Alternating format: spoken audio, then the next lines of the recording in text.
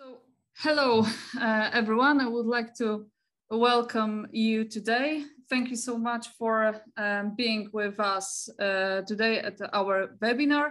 My name is Agata Domachowska, and I will moderate this webinar organized by the Department of the Balkans, Institute of Central Europe.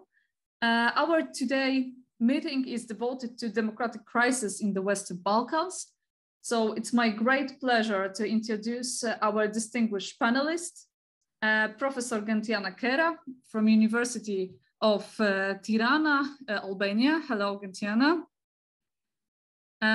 Also Adnan Ćerimagić, Senior Analyst, European Stability Initiative. Hello. Vladimir Nikitović, Head of the Demographic Research Center of the Institute of Social Science from Serbia. Hello, Vladimir. And last but not least, Samet Shabani, the Chief Executive of Horizon Civitas, North Macedonia. And we will still waiting maybe for Avni Kastrati, the Director of Social Statistics at the Kosovo Agency of Statistics. Right now, he cannot join us due to some technical problems. We will see if he managed to do that. So once again, welcome all of you. And without any further ado, I would like to start off with a question on the current situation in current demographic situation in every country.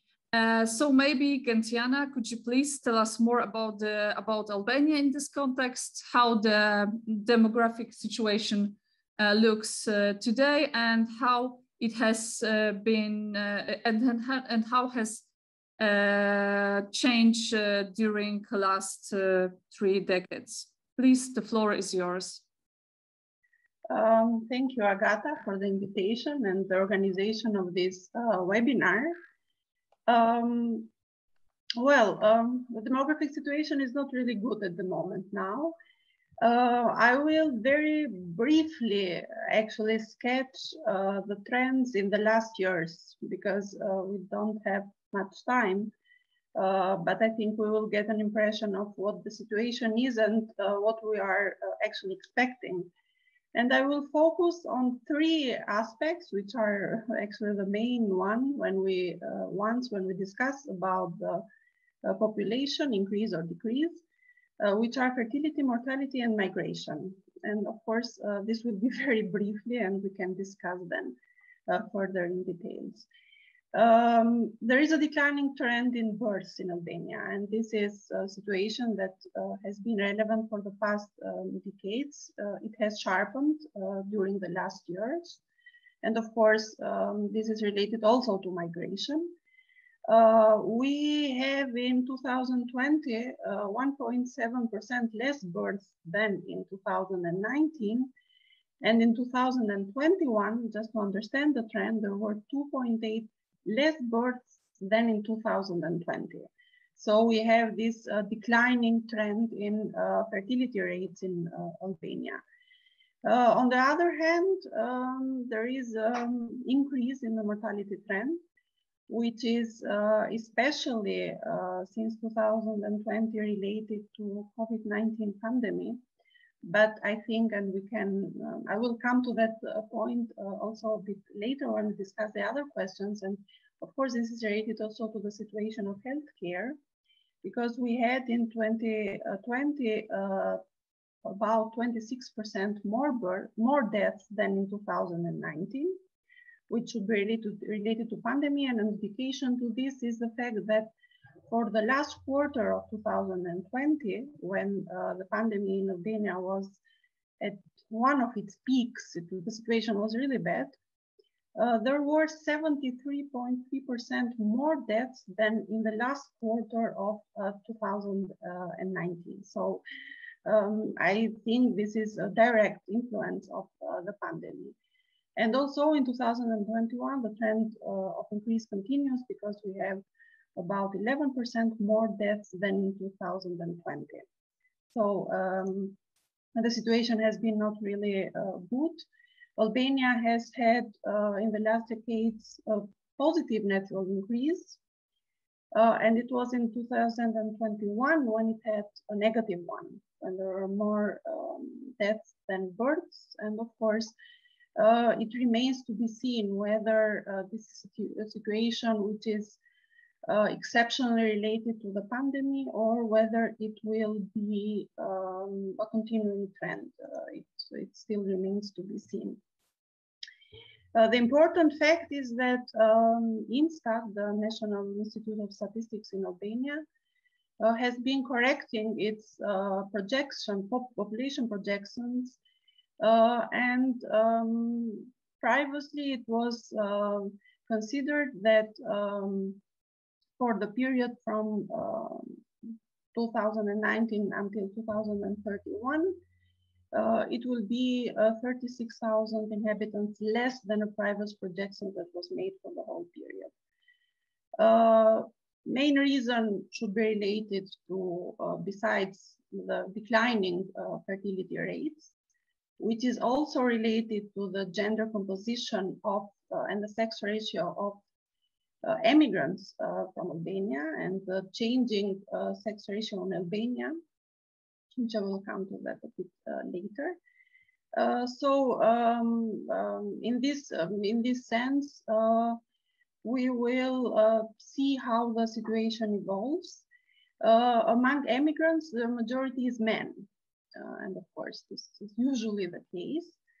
And this will influence the sex ratio in Albania, and it's expected that it will reach 89 men for 100 women, and of course this will impact the marriage behavior, age at marriage, fertility, and so on and so forth. So the influence of migration is still to be seen. The trend towards aging of the population continues, is related to all these factors that I mentioned until now. And I have already said that migration is a very important factor which needs to be considered when we discuss demography. And we have been experiencing since 2014 a very huge increase in the persons who are leaving Albania and seeking for asylum, especially in Germany, but not only, also France and other countries. It was in 2015 about 79,000 persons who asked for asylum and left Albania. The numbers have decreased since then. But what is concerning regarding the immigration is that, according to a survey that was conducted in 2018, 52% of the respondents claimed that they were planning or intending to leave Albania, which is a very high percentage. Of course, the pandemic had the positive aspect, if I may say it so, because the closing of flights and borders and everything else interrupted this kind of out-migration. And just for a comparison, if we see the numbers between 2019 and 20, in 2019, there were approximately 44,000 persons who left Albania, and in 2020, approximately 23,000. So it's less than half of them, and this is a direct influence of pandemic. I don't believe this is a reflection of any trend in decreasing of migration. So this was in short. I think I kept to 5 minutes. So these are the main trends currently in Albania. Okay, thank you so much, Gentiana. So now, right now, let's move to Bosnia and Herzegovina. Adnan, if you could please tell us more about this demographic situation in Bosnia and Herzegovina. Are there any similarities with Albania, maybe, please? Thank you very much. Well, let me not repeat what the similarities are, but maybe focus on something that are maybe differences, and to maybe as someone who's dominantly working on some other issues, maybe give a bit of a wider picture at that. If you look at the numbers for the last year for Bosnia and Herzegovina, non-demographic numbers, you will see that the Bosnia and Herzegovina has experienced an increase in export in foreign trade.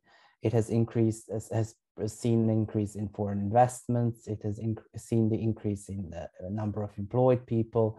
And it has overall, you could say that the trends in the economic segment are going positive, but not as positive, obviously, as it should be.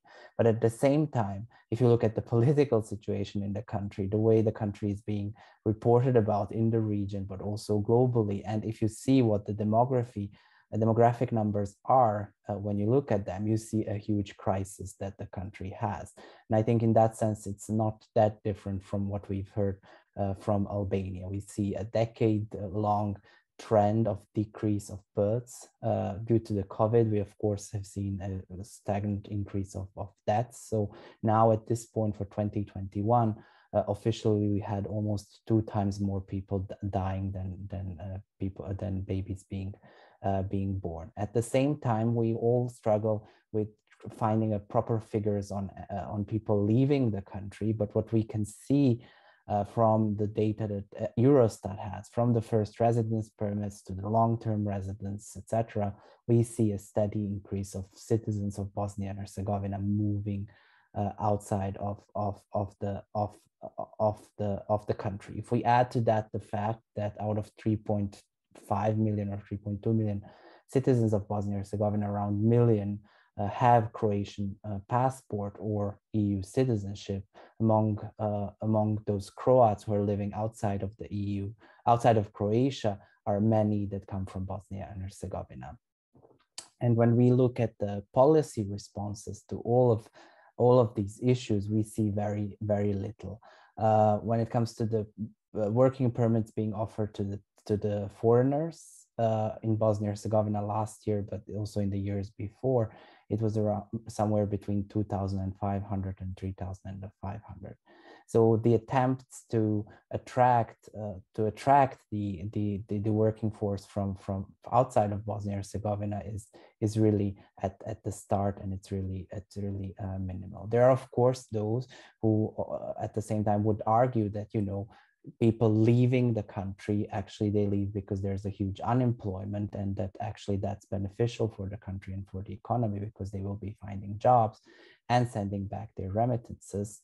But at the same time, if you look at the surveys of businesses in Bosnia and Herzegovina, I was talking about the increase of export from Bosnia and Herzegovina, increase of employment, you will see that their response is actually that they struggle to find the appropriate workforce, be it from the factories, which to surprise of many do exist in Bosnia and Herzegovina, and they're very vibrant and very dynamic, in particular those that are foreign or export oriented, in particular to the EU, to building highways and other areas, construction areas where working force is missing. So overall, I would say similar trends like in Albania. Two things that I would point out. One thing is that Bosnia and Herzegovina is a highly decentralized and a federal state. Actually means that the concentration of population is not that much focused on one city, on the capital, but we have actually several centers, urban centers around which the population is kind of around which the life is being organized. And the second thing that I would say for Bosnia and Herzegovina in particular is the issue of the data, and the fact that because of the overlapping competences, because of different institutions being in charge for different things, there's a huge issue of finding a proper data. At the same time, there's a huge issue in policy responses. If you think about foreigners receiving a working permits and seeing people moving into Bosnia and Herzegovina, it's very complicated. Some things are being decided at the state level, other things at the lower level. Same goes with the social policies related to an attempt to boost demographic. We just had this year huge discussion on support for families that are getting babies. And because different cantons, even different entities are in charge for different issues, we see differences between cantons. We see differences in the size of support and in reactions to it. So there is a complexity of Bosnia and Herzegovina at the same time is beneficial, but at the same time it's creating a bit of the things. And I think for Bosnia and Herzegovina, as is for the other countries in the region, there is this lack of bigger vision for the country and for its citizens. Are we going towards the EU? Are we going to become members of the EU? Is the current or reaction to both demographic crisis, but also other crises that we see across the region is going to be return to nationalism, return to nationalistic rhetoric that I think in Bosnia and Herzegovina is at its peak at the moment. So in that sense, I would maybe summarize, and the others also speak. In Bosnia and Herzegovina, the demographic crisis is happening. It's ongoing. The trends are going in the wrong direction. At the same time, we struggle with the data. We will not have a census. There are no preparations for a new census. Last one we had in 2013, and that's just the peak of the data issue as I mentioned. And then having policy responses, not just the overall vision for the country, but also a policy responses that could work out some of the issues that are part of this problem, are difficult then to be thought through, then adopted and implemented, and then eventually monitored on how effective they are. Thank you so much. Yeah, definitely. I hope that we will still have time to elaborate maybe more even about how the governments tackle the problem or try to tackle the problem. Do they focus on this issue in the Western Balkans? So hopefully we'll have some time to also to talk about more on this issue. So thank you so much. So let's move to Serbia, to Vladimir. How the trends look in Serbia, and of course how the COVID-19 pandemic impacts the demographic situation. Thank you, Agata, for the invitation first, and I'm really honored to take part in this workshop and this webinar, whatever. I will just share a screen for a moment, because I just finished one study working for the UNDP about the depopulation, believe it or not, and there are some things very closely connected to what we are talking now, and the crisis is maybe the best word, as Adnan said, and our colleague Gentiana before. So I believe it's not the crisis that's going on now, but it's been lasting for a very long period of time. This should be okay. Sure. Can you see the screen? Okay. This is just in short. You can see the total population of Serbia progressing during the last 60 years. It's now only the estimate. It's probably at this moment it's more close to 6.7 million or whatever because of the pandemic. And as you can see in the figure below, the main reason for that is the negative natural change rate, which is progressing now, of course, and it's quite similar to what was going on in the region. I would say, of course, maybe Serbia and some other countries entered this situation much earlier because of very low fertility that started already in the late 50s. But now we have also that very strong negative impact of the migration. As a colleague said, it's quite similar to Albania and Bosnia and Herzegovina. And there is also the problem of data. Of course, we are struggling with that very strongly, trying to find some kind of indicators, digging deep inside in the statistics of the most popular destination countries. There are some partial reports, but in any case, it's at least that we can see now that 50 or 60,000 people permanently went from Serbia during the last decade, but it might be even much more. Of course, the census was postponed twice, and it should be at the end of this year, October, I suppose. But as you know already, census is not such a good source of migration data. So it will remain for sure one of the big obstacles for making reliable estimates of this factor. But nevertheless, we also have a problem with the mortality.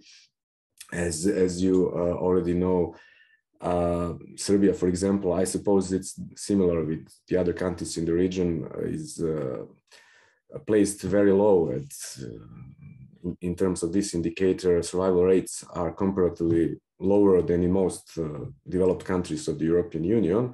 For example, we are lagging behind at least 5 or 7 years when you look at the life expectancy of males, and particularly females, which is some good indicator of the position of women here and the whole overall development of the society. So it opens a lot other questions, not directly connected to demography, but as you know, a lot of that you can read from this data almost directly. So as Adnan said, I wouldn't repeat the similarities. Maybe I will just show you one figure which is very fresh and showing the impact of this pandemic on mortality rates, which is quite similar, as I now realize, for example, with Albania. Not surprising, we are all experiencing very similar conditions. Okay, I will just share it, sorry. So as you can see, this is a figure showing excess deaths in percentages.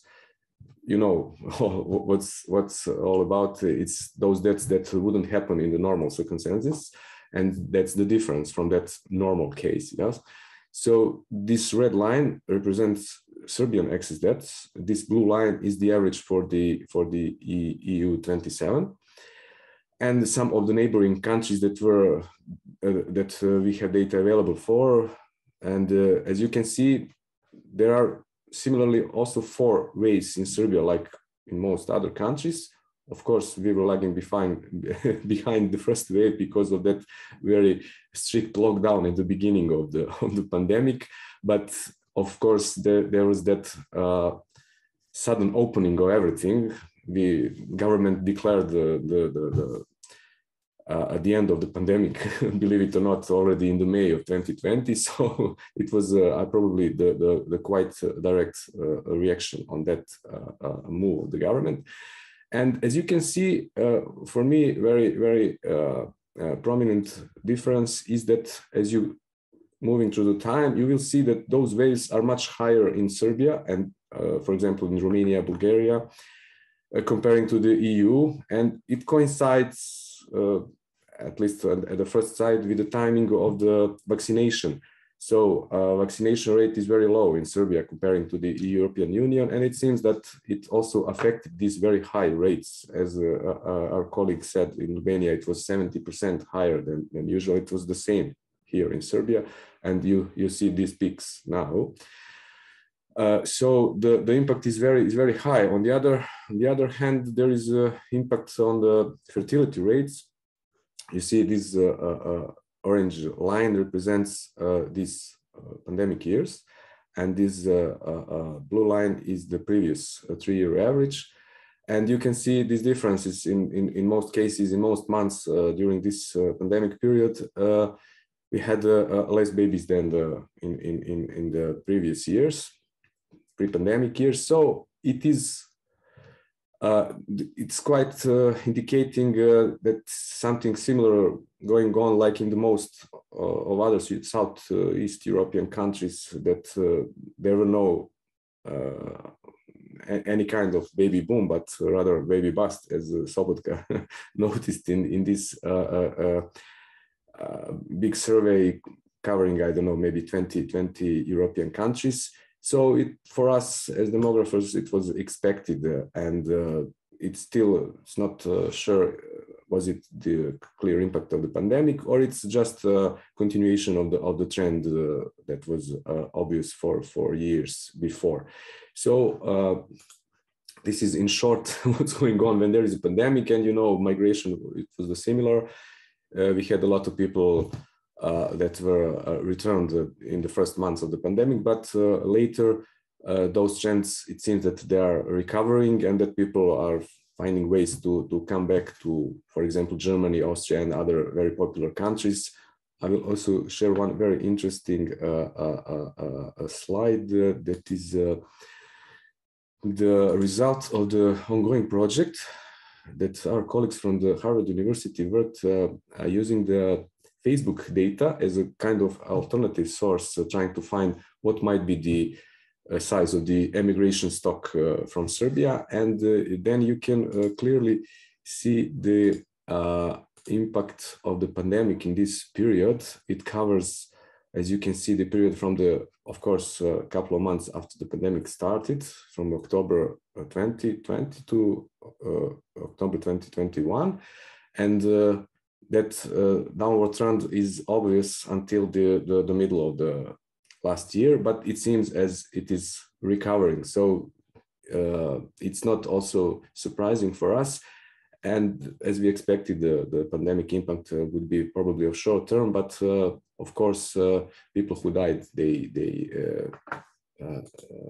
that impact couldn't be recovered. So it is in short for a moment, and we can later discuss those consequences.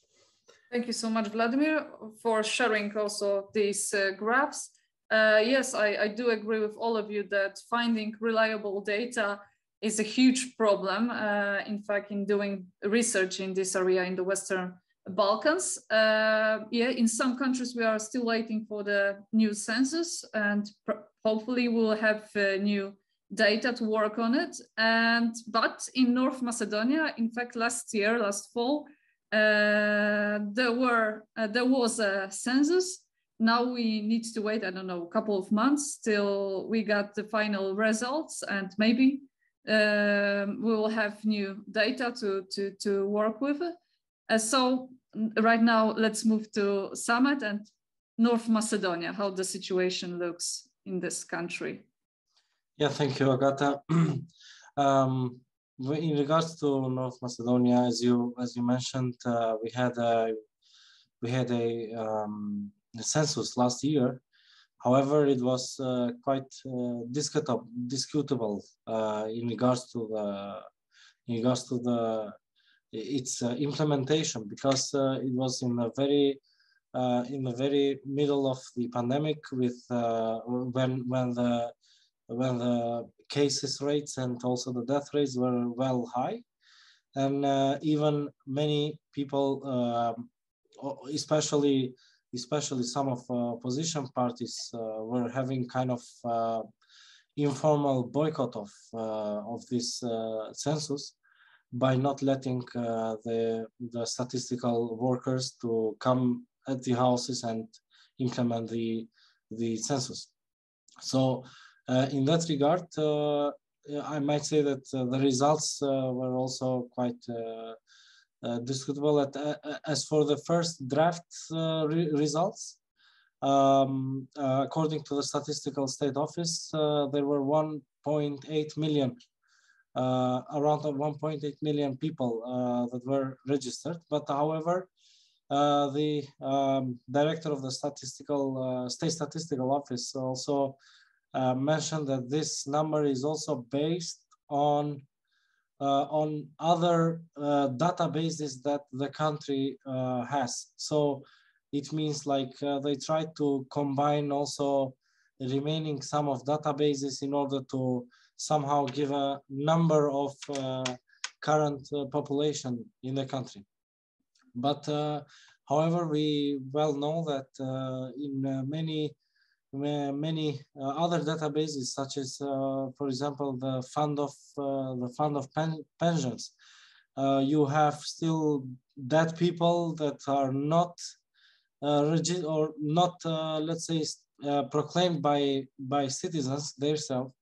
so they're not somehow proclaiming dead people from their house, so in order that they could still get some pensions. So that was also discutable because of also the election itself, because also that was very disputable also about in regard to the election itself. So in elections, you had 1.8 million registered voters, according to the databases, and at the same time we have 1.8 million population in the country. So how it can be that I mean, somehow all the citizens have the right to vote? But so in that regards, there are still these kind of discutable measures. So we don't have any defined real very last number, let's say, of people so that we can take into consider the changes, let's say. And also in regards to the birth and death rates as well, Macedonia has faced with a good crisis, let's say, in regards to the number, taking into consideration from 90s when actually Macedonia get its independence, from 1991 to today. In those 30 years, the death rate, the change rate was 10.1 in a positive manner, meaning that the change between deaths and birth were like 10.1 more birth than deaths. And today, according to all mixed statistics, you have minus 3.2 in regards to birth and death. So that shows that reflects actually the big changes that happened in those 30 years. Of course, one of the biggest effect of this is also especially the immigration trend from the country. According to the statistics, actually from the European Union, the actual population has been reduced by at least 230,000 people who emigrated in the European Union countries, member states. And that was only between 1998 and 2011. So it means that was when emigration was not a phenomenon itself. So even in that period, you had 230,000 people who immigrated in that period from 1998 to 2011. We are still waiting about some statistics about how it is like in the last 10 years, actually, from 2011 on, when actually the immigration become a bigger phenomena and trend in the country. In regards to also pandemic, we could see that there is a good, great impact in this death rates. Especially, you have around one third of dead people. The number of corona deaths is 1/30 of overall deaths. Overall deaths in North Macedonia. We have around 8,800 people that died until today, and that is like in 2020 the total death number was 25,755.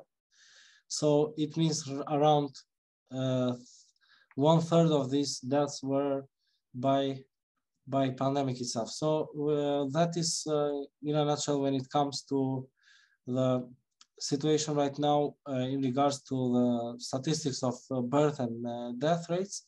So there is a negative trend ongoing, especially in the last in the last 7 years, maybe. But given that many of the political crisis also in North Macedonia in the last 10 years reflected a lot in regards to the immigration of people. So many of people were waiting for very crucial changes after the change of the government in 2015, but we could see that the change of government could not stop the trend of people immigrating, and that is also part to discuss maybe later about the political and social consequences of this demographic crisis. Thank you so much, Samet. And I would like to welcome Avni Kastrati, who managed to join us today from the Kosovo Agency of Statistics. Hello, Avni. Thank you so much for being here.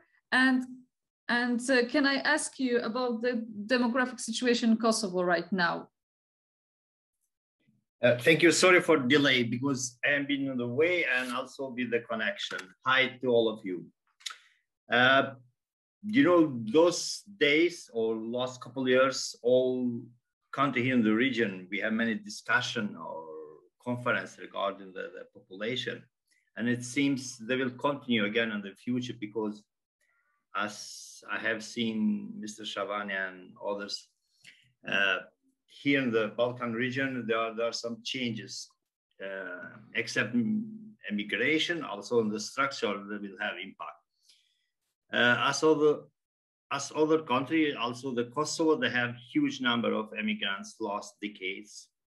Even the 90s, especially the Kosovo, they have large number of immigrants, but last couple of years, we have huge number of immigrants, and we know and you know that they will have impact on the reproduction rate and also on labor force and so on.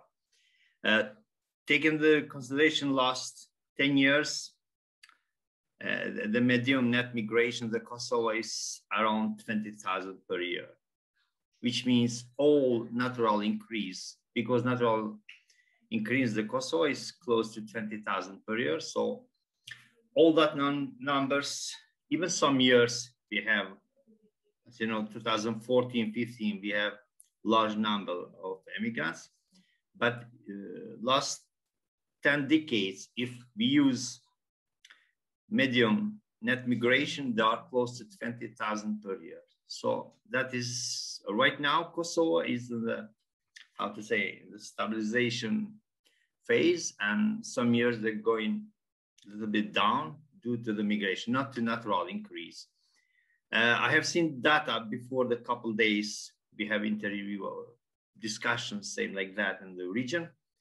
I have seen some data regarding natural increase in the region, and Kosovo is still, they have positive natural increase due to the young generation, but as it was forecasted that deaths, they will pass births in 2035 by the projection, seems they will be soon, 10 years before. I think like 2027, 28, they will be same. We not can have natural increase because deaths each year they are increasing and births they are reducing. So it's going to be challenging. If Kosovo they not can have positive natural increase, also net migration is negative. So they will have some challenges in the different field. If you have any special question, we'll go deep, but if not, we'll discuss it like that. And even if it is necessary, we'll send some data by the email. Because, you know, today in the Kosovo is holiday, so I am from at home. I didn't take the data, and really I not can appreciate to discuss detail with the data through the same such conference. Thank you. Great, thank you so much. Okay, so as some of you have has some already slightly touch upon the issue, but I would like to talk more about the political, economic, and social implication of this demographic decline, demographic crisis in the Western Balkans from your own perspective. So who would like to start and tell us more on this issue? Should I start? Okay, please continue. Happy Independence Day to our colleague from Kosovo. It's the day, so it's an important date for Kosovo. Well, I think the consequences will be similar, plus or minus, in each of our countries. So aging of the population is, of course, one important trend. It's new for our countries because we have been having, let's say, a very young population, which was characteristic for the region, but the situation is changing now. And of course, this will have some great impact on the social security system, on pensions and who will be paying for the social security and so on. So this demographic crisis will have some economic effect also. Brain drain is one of the other consequences, very negative one, because there are estimations that at least from the people who leave Albania, about 40% of them are highly educated and young people so in their early 20s, mid 25. So they are finishing their studies in Albania and living abroad, which brings another issue of the public investment in higher education, which is getting lost because the state is financing the education of so many people in public universities, but then they leave. So this is also a very important issue. We have been experiencing an emigration of highly trained people, especially in certain professions where doctors and nurses are at the top of it. Many of them are leaving to Germany, and of course, this will influence the health system in Albania and decrease the quality. There are many areas, remote or rural areas, that don't have specialized doctors, and this is a really important issue. This combination of low birth rates and emigration, because many young people are leaving also to study abroad, will influence the higher education in Albania in the sense that we are experiencing every year less students are being enrolled in public universities. I know this trend very good from the University of Tirana. And of course, this can be a threat to the quality. And it puts in question the existing of certain study programs where humanities are at the top of more risk professions. And I will mention also as last point, because maybe the colleagues have other issues from their countries, the lack of working force. It was mentioned, I think, and it's a problem not only for the highly qualified, but also for very simple professions. I don't know, you don't need to be a demographer, but if you walk through the streets of Tirana, you see in almost every shop or bar notification of asking for staff, waiters, sellers, and so on and so forth. So this will be an issue. So that's it. These are some of the main points that I can raise. Right. Thank you so much, Gentiana. Probably you also observed the lack or the shortage of medical professionals during the pandemic because of the immigration before the pandemic or even during the pandemic. But what are other implications? Who would like to add something more? Maybe I can jump in exactly on the health sector, because maybe Bosnia and Herzegovina is a bit different than the others. What we come to realize during the COVID pandemic is actually that when it comes to the number of unemployed health workers, be it doctors or nurses, Bosnia and Herzegovina actually has had around 10,000 unemployed health workers and the doctors. And the reason for that, there are two reasons for that. One is the education. It seems that we have been educating too many of both doctors and healthcare providers. And on the other hand, we have had healthcare systems, because as I said, Bosnia is a decentralized state, so there's a lot of health systems, have been either unable to integrate or absorb the number of health workers and the doctors, or they didn't plan, or they didn't strategically organize themselves in a way that they would increase the staff numbers. So a paradox is, and I looked at in Serbia, for example, as well, over the past 5 to 10 years, the number of health workers inside the system has been slowly increasing in both countries. So the announced departure of health workers as an issue, as a problem for healthcare systems, in fact, Bosnia and Herzegovina, it's not the case, with some individual examples of prime doctors leaving. Otherwise, we have unemployed health workers, which brings me to the issue of also of not just challenges, but also opportunities that the current crisis has. And that is for us to devise or redevise public policies that we have. If we talk about the education, less children means more teachers being able to dedicate themselves to the students. What are we doing, to change the curricula, to change the education system so that it responds to the current developments? And I have to say, in that, Bosnia and Herzegovina has been totally lacking behind. We're not, public policies are not being developed with taking into account demographic changes and demographic challenges. Just one point, we're getting older as a society. How much are we investing in, turning the healthcare and every other aspect of elderly lives to be provided in Bosnia and Herzegovina or in any of our countries, or creating businesses out of it, thinking about that our social fabric is changing. If children are leaving to live in Germany, parents are staying behind and their children will not be able to take care of them.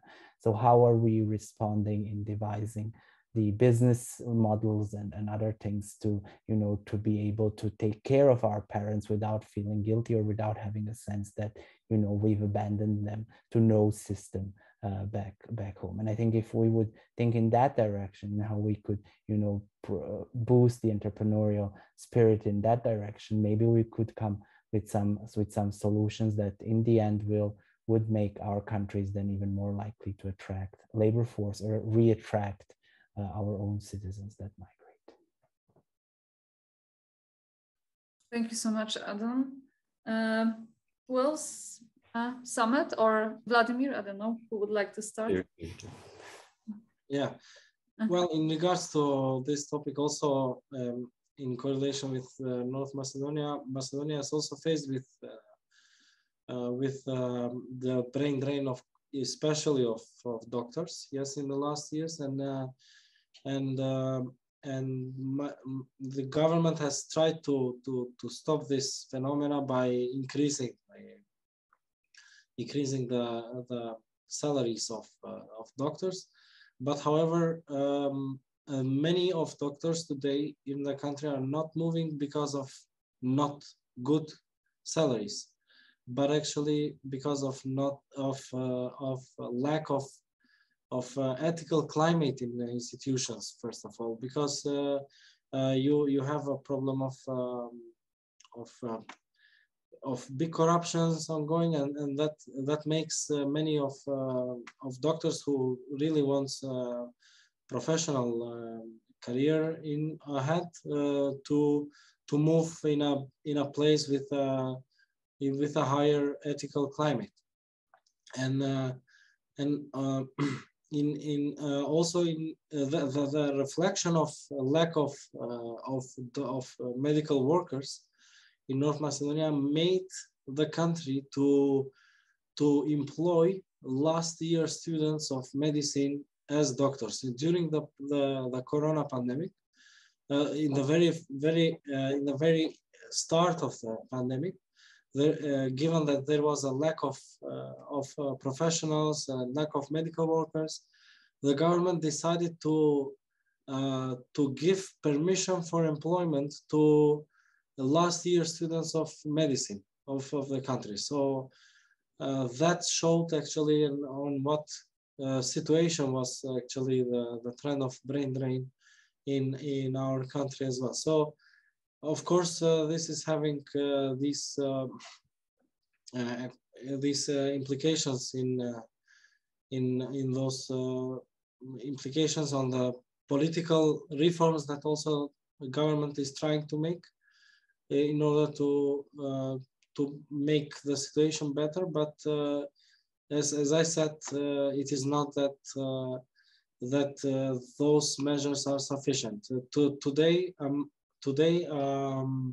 the average salary of doctors is around 50,000, which is around 50,000 liras, which is around 800 euros, which again, in a country where again 800 with especially the last increase of inflation generally globally in all of the also products and everything else that is raising today.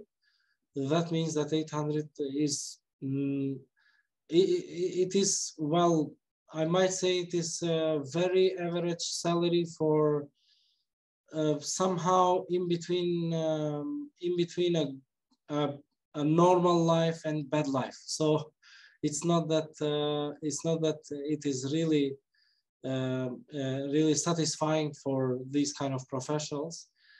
And as I said, we will really have to think about how all of this impacts of also pandemic and also the last inflation rates that are increasing, and the brain drain on the other hand of the professionals is going to be solved and taking very serious measures by government. I think that's the situation also in other countries of the region. It's not only Macedonia facing with this kind of mixture of problems, and I hope to listen to other countries as well. I think Vladimir was about to get in. Yeah, great, Vladimir, please. Okay, thanks, Samet. Yes, you're right. It seems as our societies here in the region are still not prepared for this, I would say, new reality of demographic aging. They are still in this old narratives of the total numbers, how much are of our people, of their people, and they are, measuring that kind of stuff, and they are stuck in the past in some ways. So I wouldn't add too much on this that our colleagues said already. Yes, the pension system is endangered, of course, in the way it still is going on. And for example, you have the situation where the most attractive immigration countries in Europe for this region, at least, they're also very old demographically, and they attract the same occupations that we are in need. For example, as we heard, doctors, medical staff, transport drivers, other how to say lower skilled workers. We are still very much focused on that high skilled immigration, which is not so a big issue really at the moment, comparing to what was going on in these last 5 or 6 years with this acceleration of immigration, especially towards Germany as a kind of engine of this emigration from this region.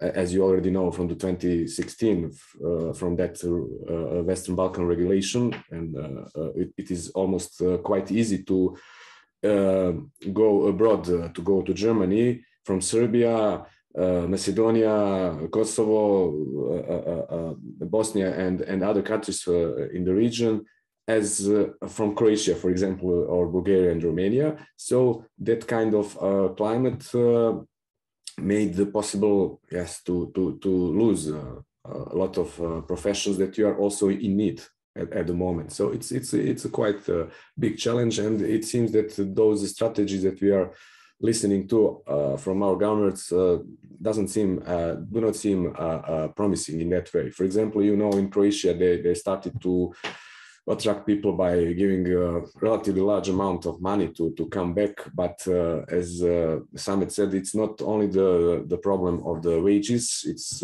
much more, at least for this region, or I can say for Serbia for sure, it's the overall political and social situation that people, for example, most of those highly skilled people, of course, doctors and other professions, would accept some jobs that are not so much more paid comparing to the jobs here, but every other fields of their life that are not directly economical are much better seen in their eyes comparing to Serbia situation. So the other problem, from my opinion, is that when we are talking about those depopulation trends that will be for sure for decades the issue here, is that in Serbia at least, I know also for a region, but is that regional and I might say sub-regional depopulation, which is strongly a distinctive feature here, because you have a very huge concentration of population in this region between the capital, the Belgrade, and Novi Sad. You have those strong internal migrations from the south to the north for decades, I would say even for a century. And you have a lot of parts of Serbia, especially those in the border areas, hilly regions, that is almost abandoned from people. And this is a very strong challenge for sustainable development of the whole country. So you do not have the same problems, for example, in the Belgrade, in Novi Sad. For example, the half of the birth every year is taking place in Belgrade, in Serbia, so believe it or not. So when you have some measures to I don't know, to promote higher birth rates, whatever, it's not the same if you want to do it in Belgrade or if you do it at the south of the country. It's totally opposite. And the thinking of people, the reproductive patterns of those living in rural areas, in those backward areas, and in those highly populated is quite different. And we will talk, I suppose, in the next part. And there is no sense from the government on that viewpoint. So, from my opinion, it's also a quite big challenge for the functioning of the country and for the whole region, not to mention other aspects. Thank you so much. Unfortunately, okay. I would like to ask Avni, would you like to add something more from the Kosovo perspective, or it's pretty much the same implications? I think the colleagues, they have said, all of them say same situation, but you know, I think there are push factor, but in the case of the region, there are more how we say pull factor, especially from the Germany and some other country when the living condition is so bad. Because if people they not have such factor where to go, so yes, they will accept, as Mr. Shabani say, 800 or something like that. But another one case is, you know, there are different people who would like to change the place. I remember that in France, during the life, people that changed the place 6 times. So, you know, actors, they would like to go to mountains, to live, to river, or to any country. So, but usually here, I mean, in the Kosovo, for region, maybe they will be close to the same. A young generation, they have different mind regarding to stay all the time during the life in the one place. So if you will make any survey or any poll to see why they would like to migration, one of the reasons is to go abroad to see the life. It's not first condition, it's not income or something like that, because people they would like to travel or to change the place. But there are many factors. Each of them they have different impact to the individual, to the persons. But generally speaking, situation due to not integration, I mean in the European Union, the region, and living standards is how to say, is not in the good condition. And there are some political issues, especially in the Kosovo, for example, like still we do not have liberalization of the visa. So people, if they will open any window or door, so they would like to go to see how it is to live in the Europe country or other place. But in the Kosovo, Mr. Shabani, they say that doctors, they're going, many of them, they're going abroad. Same case we have in the Kosovo. I know from 22 private college, just 2, they have medicine for the study. Now, all of them, they have open, how to say, departments for medicine, because they're producing doctors for Germany, especially they have some kind of contract. I don't know what kind of agreement they have, but I have been surprised because, you know, we were working in the statistical office, so we have some kind of data. Before 5-6 years, just 2 colleges, they have program study for the medicine, but now, I don't know, maybe just 1 or 2 they do not have, but all of them, they have medicine. So, and it was a surprise that all of them, they have some kind of agreement with Germany. So it is not push factor, but pulling factor, it seems it's more higher than the usually. I not can go deep because all the colleagues, they have say. Avni, thank you so much. And Adnan unfortunately had to leave us earlier due to other meeting related to his research, but if we still have time, I would like to talk about last issue. I would like to touch upon how, in fact, the governments in the Western Balkans try to tackle the demographic decline, tackle the issue, or in your opinion, should tackle the issue. Of course, many of the governments in the Western Balkans do not possess the same measures as richer states, or I mean, for example, Western European states have to alleviate the problem.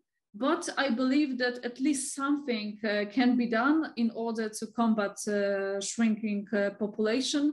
So maybe as we did before, maybe Gentiana, would you like to start? Okay. Actually, this is a very complex question because we have been discussing demographic trends and they are relatively easy to analyze. Of course, there are differences depending on whether we are talking about fertility, mortality, or migration. And migration is very complex because it's related directly to the social, economic, and political situation. So I think one of the challenges that actually the government in Albania has is to increase the public trust in public institutions. When I think about the peaks of the pandemic, people were actually afraid to go to the hospital because there were circulating all kinds of informations about the situation in the hospital. They even get the impression, many of them, which is the reason why many went also very late to the hospital, that if you go to the hospital, you will actually die. So it's better stay at home with oxygen masks and I don't know, home healthcare and so on and so forth. So I think the government should concentrate in increasing this trust in the institutions. And of course, this is related to concrete measures that should improve the public sector. Many people who are leaving Albania, they actually say they are leaving in order to secure a better future for their children because they are not satisfied with, especially with education system and healthcare system. So it's not always, I agree with my colleagues, it's not always people who have low income who are leaving, but also people who have good or high incomes. And this is, of course, a problem. I think one other challenge that is very important is related to the business climate, to reduction of corruption, to political clientelism, because all these issues, they somehow create a very unfavorable business climate, and this is actually discouraging for many people to start an own business or to invest in the country. And this in return puts everything in a negative cycle, because people will then leave to find job somewhere else or won't work because the wages are low, and so on and so forth. So I think these two topics which are related to politics should be addressed. The Albanian government has been trying to reduce the influence of immigration by trying to attract migrants, especially from Asia, Bangladesh, Afghanistan, Pakistan, and so on. But we see many reports, even in the media, that many of them see Albania as some kind of stage before leaving and going to a more attractive country. So I agree with the colleague from Kosovo. These pull factors are very strong, and I think the government should take measure to reduce the push factors at least. Of course, Albania cannot be compared to Germany in view of resources, financial or any other resources, but some measures, especially in the education, probably focusing on, let's say, trying to simulate relevant study programs, and not that everybody wants to study law or medicine, because we need also other professions. So there could be some scholarship programs, for example, that attract students to certain less liked, let's say, subjects. Of course, there are some measures in that direction, but I think more should be done. So I think in general, we need more hope. It's a bit abstract, but many people are kind of depressed because they say, okay, nothing will change, or it will worsen. So this trust in the public sphere would be very important to improve. Of course, the measures could be different. It's a very complex issue to address in in a few minutes. But I think these two are the biggest challenges: the business situation and political clientelism, which should be reduced, and also the public trust in public institutions. Thank you, Gentiana. Just before rest of you share with us your opinions, I would like to read the comments we've already received from Christian Fidanowski. He also regarding some solutions, some suggestions. And I will quote the comment. Speaking of pension systems, the retirement age remains in early 60s across the region. Should it be increased and maybe indexed to life expectancy? Probably yes, but then job opportunities for young people will become even scarcer. So would it be worth it? Okay, so this is the comment. Maybe some of you would like to respond it, but maybe let's move to Vladimir. Maybe something also about the pension system as a solution. Okay, it is in a way connected to what I was intended to talk about in this part. So it is the only area when we talk about the mortality that is not impacted by any measure of the government, sadly, but it directly affects this pension issue, because as I've already said in the first part, that survival rates in Serbia are among the lowest in Europe, and from that point of view, it is very hard to go beyond that 66, 67, whatever years when you define the limit for the pension. And it is hard to justify in that kind of conditions. For example, in Serbia, for almost 30 years, there is no improvement, real improvement in those life expectancy of persons who reach 65 years, believe it or not. So from that point of view, it's hardly justifiable. So the other thing is that, of course, we are among the countries that are quite conservative in this way of treating the fertility issues. For example, government still believes that that demography works as a jukebox, for example, that you should insert a coin and that the machine will start singing a song, that you gave money to people and the babies will getting, the births will getting high. So it's still the problem, despite, for example, the current birth promoting strategy. This is a well-written document, but in reality, you are only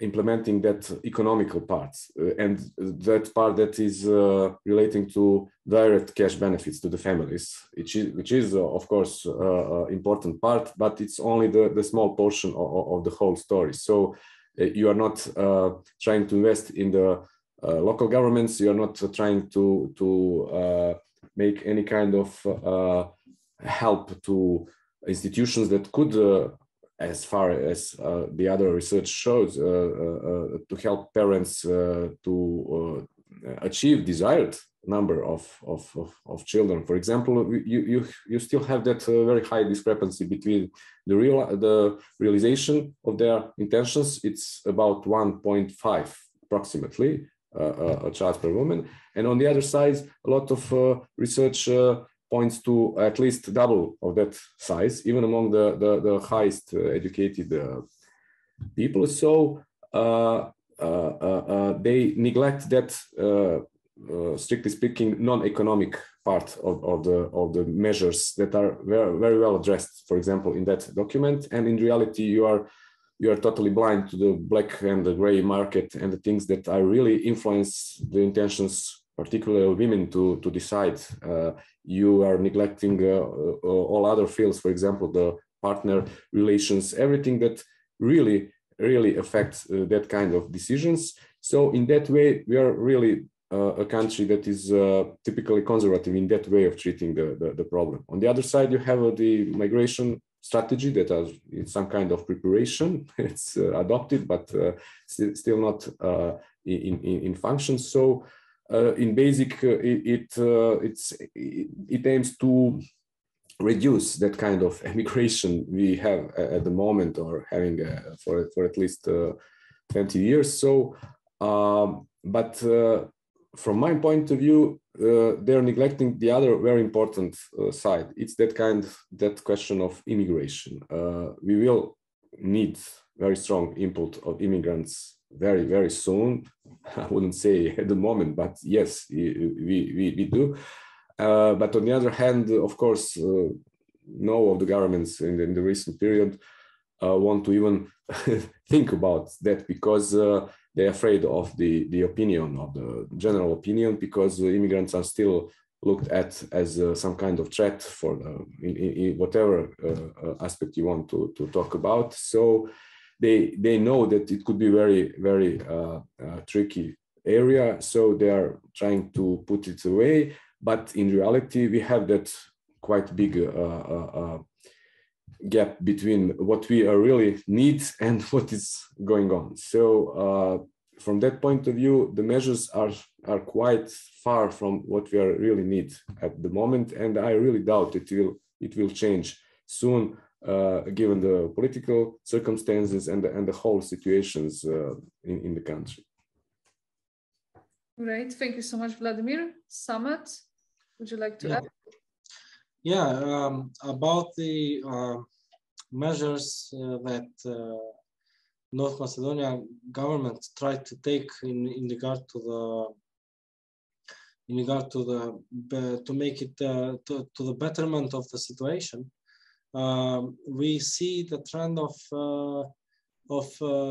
increasing the budget of the fund for innovation and technological development.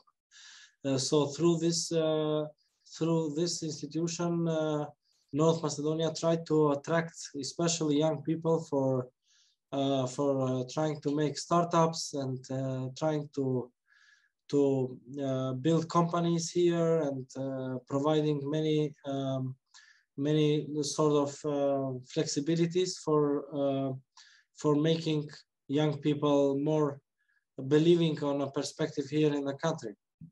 But the interesting part of it was that there was very high rumors of corruption even in that trends of even in that measures itself. So from 2015 to 2021, Macedonian government has provided $88 million to this fund for innovation, which is relatively good in comparison with the previous years, where in the previous decades you have is certainly 50 million euros in total from the independence itself. So in the last years, like from 2015 on, you have even a higher number of budget to this fund for innovation and technology development. But what happened is that the government somehow encouraged their youth, as you know, each political party has their youth platform, or let's say this youth young people's platform, and they tried to make these kind of young people from their party itself to open companies just in order to launder money. So they opened companies, they gave the project to these young guys, and then they get the money back to the party. And this way of corruption also made high qualified people with, independent, high skilled people who really wants to make kind of company startup and changes everything, make them more encouraged to apply to these kind of projects and then see the future in immigration from the country. So I think this is a very situation in which the country needs very high expertise in sitting down and making a big system that would really work to tackle these demographic changes and to tackle these kind of problems where young people are more and more interested to move from the country. Yeah, according to a recent study by European Policy Institute, also in scope of one research, every third young people wants to move, according to their service. That was with a relatively very high number of respondents. So the trend of seeing the future abroad continues, and it is up to really it's up to change of the mindset of political parties in order to see in order to really not see the politics as a transit way to make money through 4 or 5 years in the politics, but rather trying to make long-term policies and steps in regard to tackle these ongoing challenges. Thank you so much, Samet. Avni, would you like to add something? Yes, maybe just 3 minutes because I need to leave to go somewhere. Okay. Yeah, in the Kosovo, retirement is 65, both for female and male. In some countries, I don't know, maybe Albania 63 for female, but for Kosovo, it's like that. And there have been some discussion a couple of years ago that for the female to be 63 and, you know, to leave the space for the young generation. But I think it's not solution because, you know, in case of the Kosovo, due to the high number of the births or baby boom in the 90s, now economy of Kosovo is not ready to take all of those generations. So some people, of course, they will go abroad. But in the one survey, 2017, I have been part of that survey. The two big reasons, I think Gentiana, she mentioned, one of them is health system and education. Totally, there are close to 30% of the reason why people that would like to go abroad. Because here in the Kosovo, some private institution, which I mean in the health system, which they have better conditions, they are so expensive compared to the incomes. So people, especially those with different diseases, so they should live. So even that, they're not going just them, but they're going the whole family. You know, I have lived for a short time abroad. And, you know, when we are here in the Kosovo, when they came the holidays, especially in the summer, there came many Kosovars from the abroad, close to 500,000. And I remember from my class, primary school, those who didn't was, you know, how to say, so good, now they live in the Germany or Switzerland or I don't know. But, you know, my family, where they came, when we were going for the lunch, for dinner to discuss, you know, they have BMW 6, how to say, Audi 8, or, you know, it seems different living condition. You know, they will come to your mind, you know, what I'm doing here, you know, because the life is short and so on. So people, they're thinking, I mean, maybe my son not, but young generation, they have different mind. They will say, okay, why I will live in the Kosovo, Albania, or Serbia and Macedonia for 500 euro, I will go to Italy, or because, you know, everything is better. So changing the mind, thinking the mind, it is one condition why people now they are moving in the different place. I think any steps what government they will take, they not can stop right now. I think Vladimir, he mentioned that jukebox, you know, even to give the money and so on, but they not can have impact. Maybe for the future, yes, but right now I'm not seeing any beneficial what government they will give. Maybe they will reduce it a bit, but they not can have big impact. So I not can go deep. So thank you. Yeah, just like Samet mentioned, probably we need a long-term strategy to tackle the issue. Before we finish, just a minute, we've got one question. I will quote, "Thank you for the great webinar. Your discussion would be a great policy paper." I couldn't agree more. Just one question. Can demographic factors be highly politicized and overused for political purposes, internally or internationally within the Western Balkan region? Would like to respond to this question? Because I should live 1:30 because today. Okay. Yeah, we are finishing. So sorry, Samet. I think yes. Here, last 2 years, when they have started pandemic, they have say people they're not going abroad and they come in here, returns or immigrants. But now we have large number of scale of immigrants. So there are some discussion from opposite, from institution, from private company. I think they will have also impact on the political issue and discussion.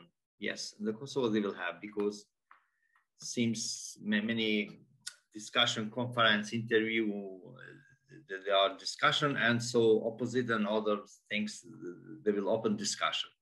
I think in the Kosovo, there will be discussion. Thank you, and great to see all of you. Have a good time. Thank you so much. You too. Have a really nice day. Thank you, Avni. So Samet, and yeah. Yes, in regards to North Macedonia, definitely yes.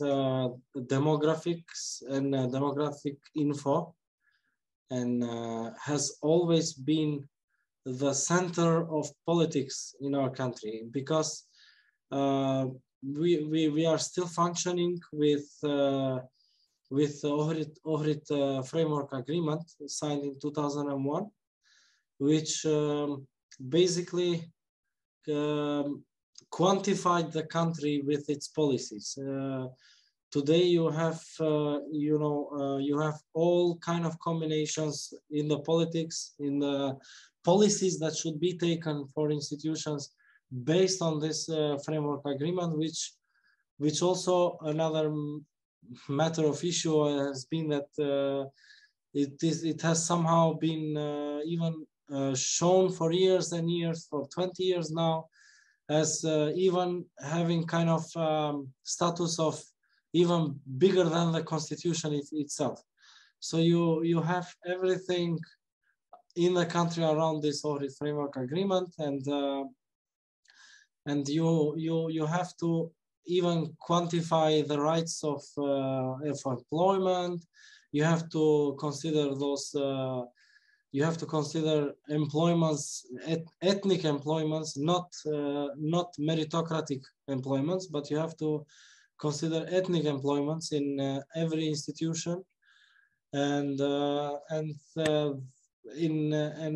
this has always been the question of politics and the discussions in the policy, and even around this new census that took part last year, which we are still waiting for the last let's say to see the last reflections of the last results of ethnic percentages and etc.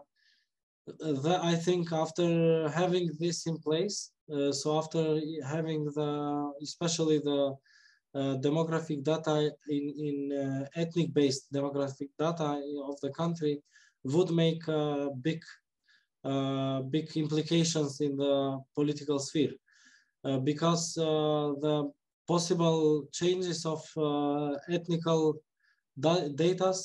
data of the country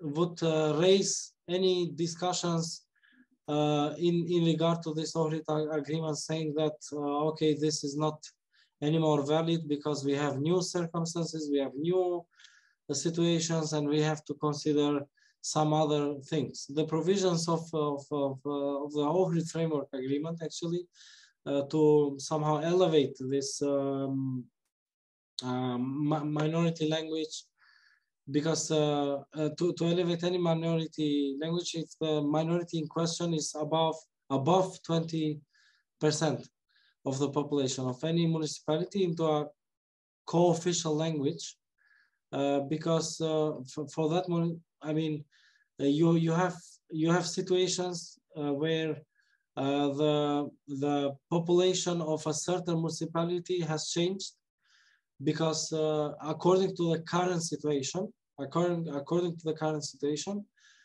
if one municipality has above 20% of any second ethnic background other than Macedonian, the official language of that municipality is changing. So the second official language of the municipality is becoming the language of the ethnic background which has 20%, above 20%. This is actually a derivative of Ohrid Framework Agreement. And you have situation where in the last 20 years, from the from the Ohrid Framework Agreement, and also from the census of 2002, because our last census was in 2002, like 20 years ago. And now you have very new circumstances in different municipalities. And there will be rising, as I said, rising, to my point of view, and I think there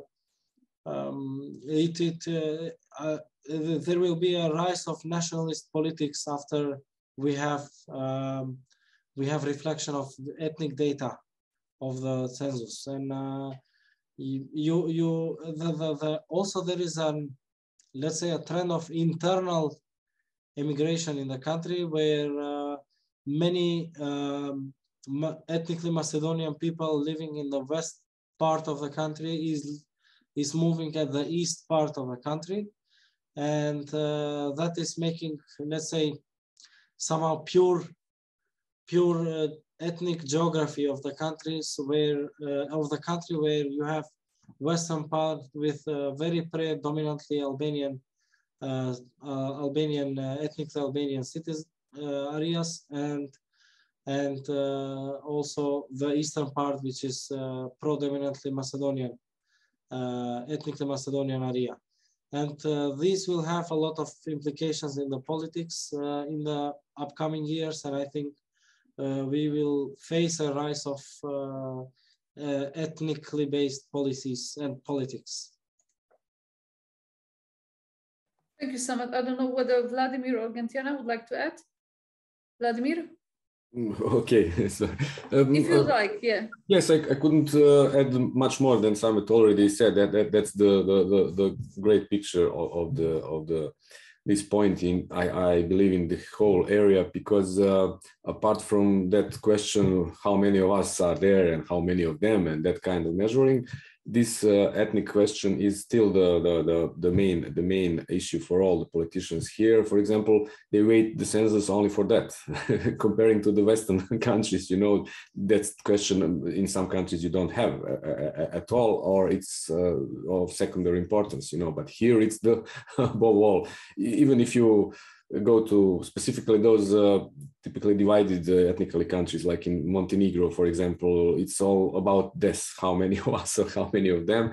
And of course, after that, you are based your politics. And it was always the problem for the small ethnical communities. It's from that point of view, I can understand it's always some kind of vital issue for them, because for example, in Serbia, if you are Hungarians or Slovaks or whatever, it's very important for you to show that you exist, that you are concentrating here, and that you can have your rights as a community for language, not only for language, but for any kind of cultural existence, and of course for economical support and so on. Yes, but I couldn't agree that the census has to be the tool for doing this, and to, I don't know, to use it for political struggles. It's sadly the reality here.